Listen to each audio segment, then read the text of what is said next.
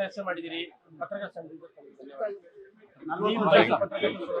40 ವರ್ಷ ಆದ್ಮೇಲೆ ಮೈಸೂರು ಪತ್ರಕರ್ತರಿಗೆ MLC ಸಿಕ್ಕಿದ್ದು ತುಂಬಾ ಸಂತೋಷ ಆಗಿದೆ.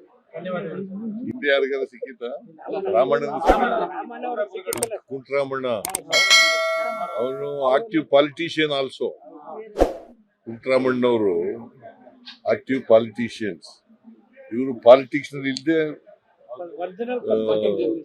ವರ್ಕಿಂಗ್ ಜರ್ನಲಿಸ್ಟ್ ಆಗಿ ಆಕ್ಟಿವ್ ಪಾಲಿಟಿಷಿಯನ್ ಮಾಡ್ಕತ್ತೀರಿ.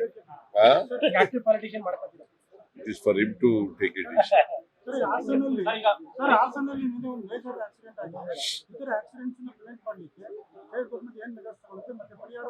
ಅಲ್ಲಪ್ಪ, ಆಕ್ಸಿಡೆಂಟ್ಗಳು ರಸ್ತೆನಲ್ಲಿ ನಾವು ರೋಡ್ ಸೇಫ್ಟಿ ಆಕ್ಟ್ ಕಾನೂನುಗಳನ್ನು ಮಾಡಿದ್ದೀವಿ. ಡ್ರೈವರ್ಗಳು ಅವರ ತಪ್ಪುಗಳಿಂದ ಆಕ್ಸಿಡೆಂಟ್ಗಳಾದ್ರೆ ಸರ್ಕಾರ ಹೆಂಗೆ ಹೊಣೆಗಾರಿಕೆ ಮಾಡ್ತದೆ? ಪ್ರಿವೆಂಟಿವ್ ಮೆಜರ್ಸ್ ಎಲ್ಲ ಮಾಡ್ತಾಗತ್ತೀವಿ. ನಿನ್ನೆ lorry canter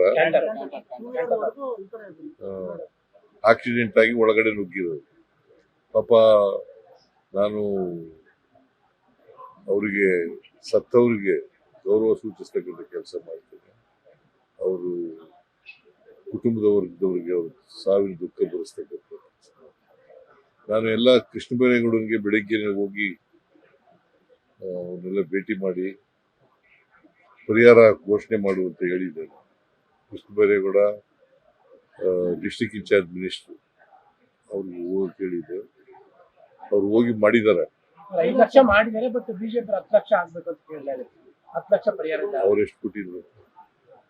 central government 2 lakhs central government PM 2 lakh announce ಮಾಡಿದ್ದಾರೆ. 5 ಲಕ್ಷ ಮಾಡಿದ್ರೆ 10 ಲಕ್ಷ ಮಾಡಿರ್ತಾರೆ. ಸರಿಯಪ್ಪ, ಇವ್ರ ಕಾಲದ ಅಧಿಕಾರದಲ್ಲಿ ಇದ್ರಲ್ಲ, ಹಾಗೆ ಮಾಡಿದ್ರು.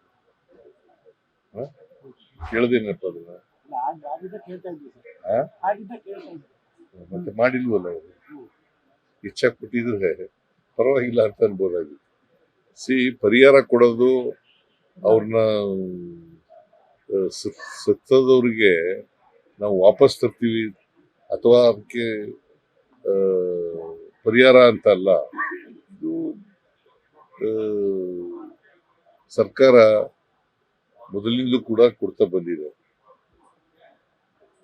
ಅವರ ಕುಟುಂಬ ವರ್ಗದವರಿಗೆ ಅವರಿಗೆ ಸಾಂತ್ವನ ಹೇಳಲಿಕ್ಕೋಸ್ಕರವಾಗಿ ಈ ತರದ್ದು ಮಾಡ್ತೀವಿ.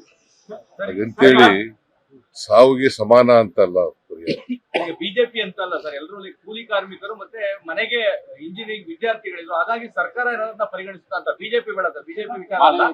ಕೂಲಿ ಕಾರ್ಮಿಕರಿದ್ರು, ವಿದ್ಯಾರ್ಥಿಗಳಿದ್ರು ಅಂತ ಜಾಸ್ತಿ ಮಾಡ್ತಾರೆ ಸರ್ಕಾರ ಅಂತ. ಈಗ ಸರ್ಕಾರ ಆಕ್ಸಿಡೆಂಟ್ ಆದವ್ರಿಗೆ 5 ಲಕ್ಷಗಳನ್ನ ಕೊಡ್ತೀವಿ, ಗೊತ್ತಾಯ್ತಾ? ಸತ್ತದವ್ರಿಗೆ, ಆಕಸ್ಮಿಕ ಸತ್ತದವ್ರಿಗೆ 2 ಲಕ್ಷ ಕೊಡ್ತೀವಿ.